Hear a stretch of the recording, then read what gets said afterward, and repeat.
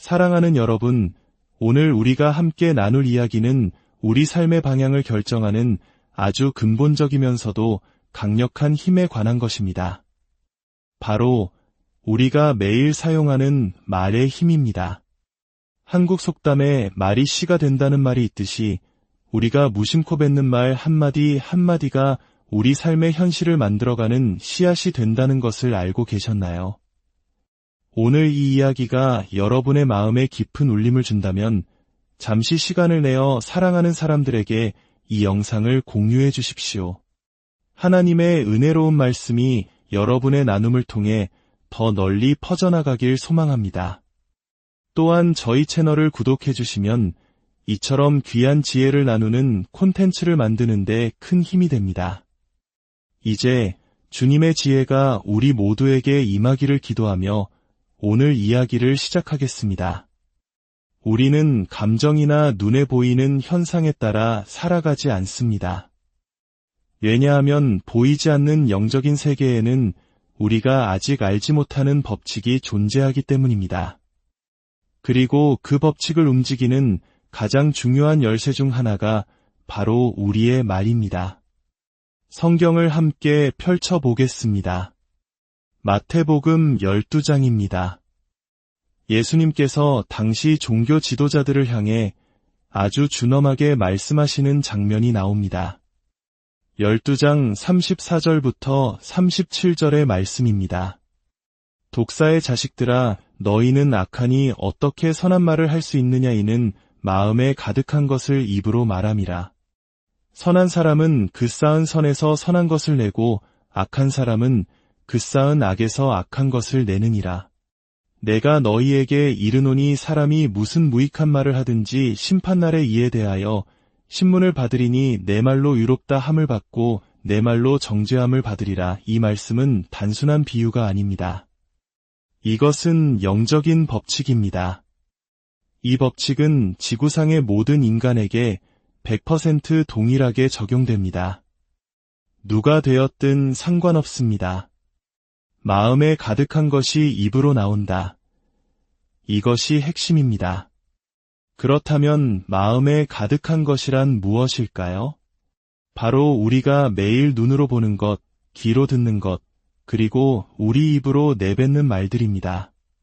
하루 중 가장 많은 시간을 무엇을 보고 듣고 말하며 보내는지, 그것이 바로 우리의 마음을 채우고 결국 우리의 삶을 결정하게 됩니다. 매일 아침 눈을 뜨고 가장 먼저 하는 말이 그날 하루의 영적인 환경을 설정합니다.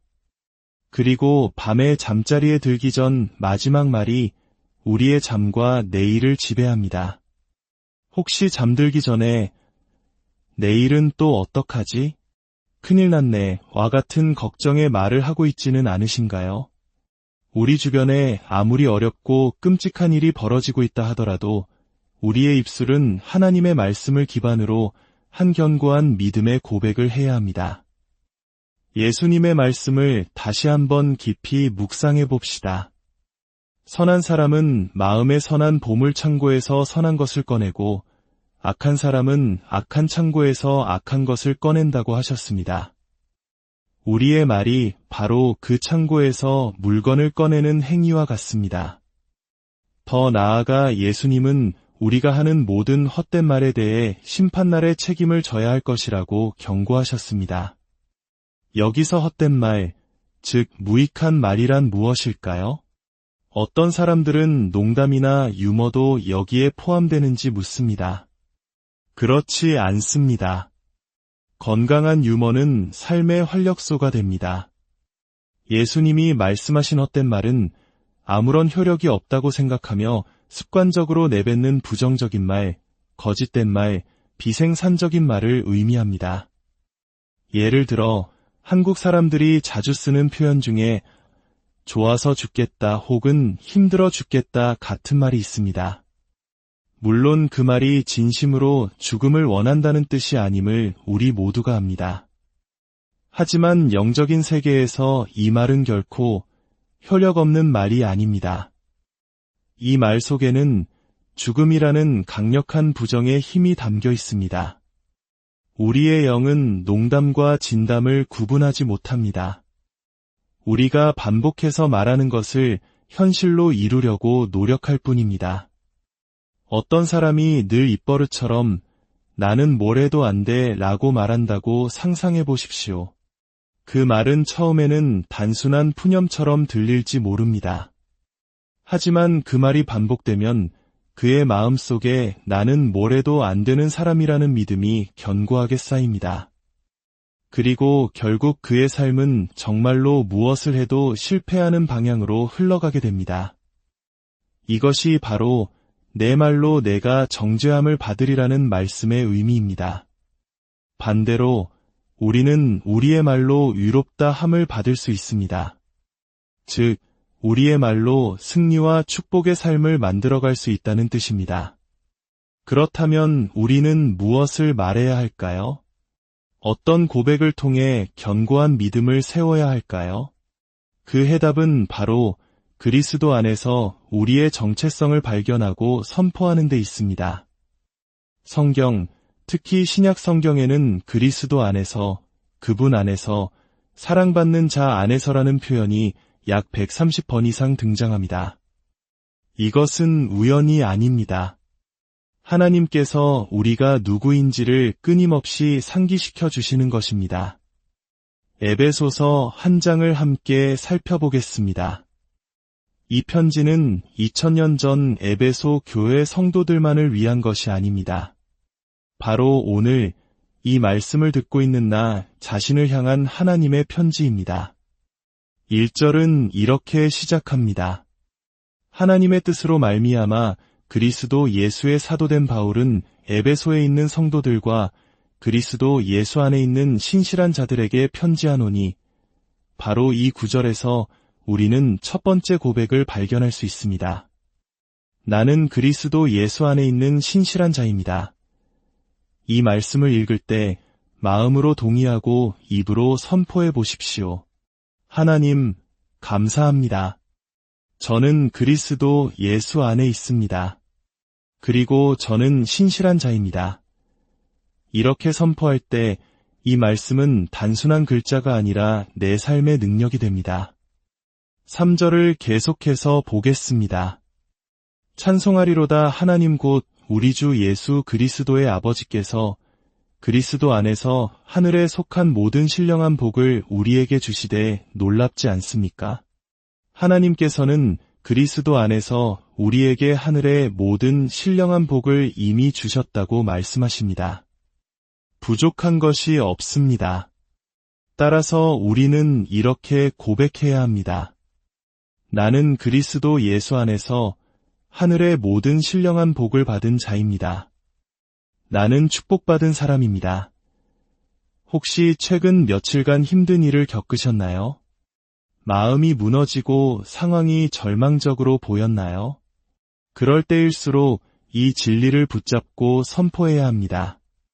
눈앞의 문제들은 작고 일시적인 것입니다. 하지만 내가 그리스도 안에서 받은 이 축복은 영원하고 거대한 것입니다. 4절은 더 깊은 진리로 우리를 인도합니다. 곧 창세전에 그리스도 안에서 우리를 택하사 우리로 사랑 안에서 그 앞에 거룩하고 흠이 없게 하시려고 하나님께서는 이 세상이 만들어지기도 전에 이미 그리스도 안에서 저와 여러분을 선택하셨습니다. 이 사실을 생각하면 가슴이 벅차오르지 않습니까?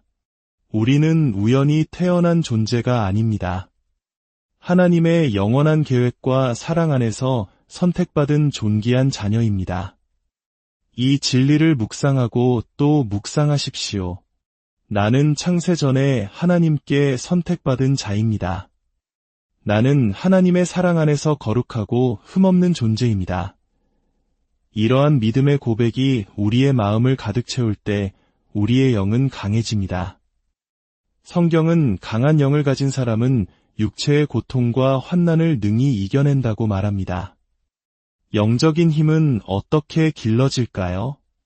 육체의 근육을 키우기 위해 헬스장에서 운동을 하듯이 영적인 근육은 하나님의 말씀을 묵상하고 입으로 선포하는 영적 훈련을 통해 강해집니다.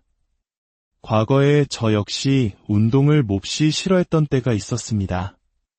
운동기구를 잡을 때마다 저도 모르게 입에서 이거 정말 싫다는 말이 튀어나왔습니다. 그 말은 제 마음의 운동에 대한 부정적인 감정이 가득하다는 증거였습니다.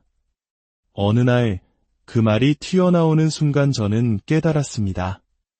이대로는 안 되겠다고 말입니다. 저는 즉시 제 입을 막고 예수님의 이름으로 선포했습니다.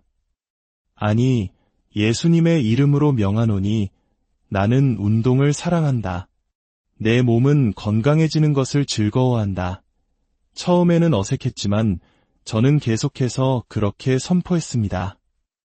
놀랍게도 시간이 지나자 정말로 운동하는 것이 즐거워지기 시작했습니다. 이제는 운동을 하지 못하는 날이면 몸이 근질거릴 정도입니다. 저의 말이 저의 감정과 태도를 바꾼 것입니다. 이것은 단순히 긍정적인 생각의 힘에 대한 이야기가 아닙니다. 이것은 하나님의 창조 원리에 대한 이야기입니다. 하나님께서 말씀으로 세상을 창조하셨듯이 하나님의 형상대로 지음받은 우리에게도 말의 창조적인 능력을 주셨습니다. 수년 전 자메이카에서 겪었던 한 여인의 이야기는 말의 힘이 얼마나 무서운지, 그리고 동시에 하나님의 진리의 말씀이 얼마나 강력한지를 생생하게 보여줍니다. 그녀는 예수님을 영접한 지 얼마 안 된 초신자였습니다. 기쁨에 가득 차서 교회에 갔지만 그곳에서 그녀는 냉혹한 정죄의 말을 듣게 됩니다. 어떻게 머리를 자르고 손톱에 매니큐어를 칠하고 교회에 올 수 있습니까? 예수님은 당신처럼 머리 자른 여자는 사랑하지 않으십니다.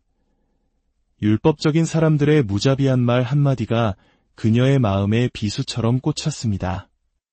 예수님이 나를 사랑하지 않으신다. 이 거짓말이 그녀의 생각을 사로잡았습니다. 그녀는 그 생각에 밤낮으로 괴로워했고 슬퍼했고 절망했습니다. 결국 그녀는 미쳐버렸고 무려 18년 동안이나 침대에서 웅크린 채로 지냈습니다. 악한 영이 그 거짓된 생각의 틈을 비집고 들어와 그녀의 삶을 완전히 파괴해버린 것입니다. 제가 그녀를 찾아갔을 때 악한 영은 저를 조롱하며 말했습니다. 나는 내가 누구인지 안다. 너는 눈에 보이지 않는 것은 무엇이든 두려워하는 놈이지. 그 순간 제 안에 성령님께서 담대함을 주셨습니다. 저는 선포했습니다. 나는 사람이나 짐승을 두려워하지 않는다. 나사렛 예수 그리스도의 이름으로 명하노니 하나님의 소유에서 당장 손을 떼라. 그리고 저는 그 여인의 눈을 바라보며 말했습니다. 자매님, 저를 보세요. 주 예수님께서 저를 이곳에 보내셨습니다. 주님은 자매님을 사랑하십니다. 주님은 당신을 사랑하십니다. 이 단순한 진리의 한마디가 그녀를 18년간 묶고 있던 어둠의 사슬을 끊어버렸습니다. 그녀의 눈빛이 순식간에 맑아지는 것을 저는 똑똑히 보았습니다. 할렐루야. 사랑하는 여러분, 이 여인은 사실 그리스도 안에 있는 존귀한 자녀였습니다.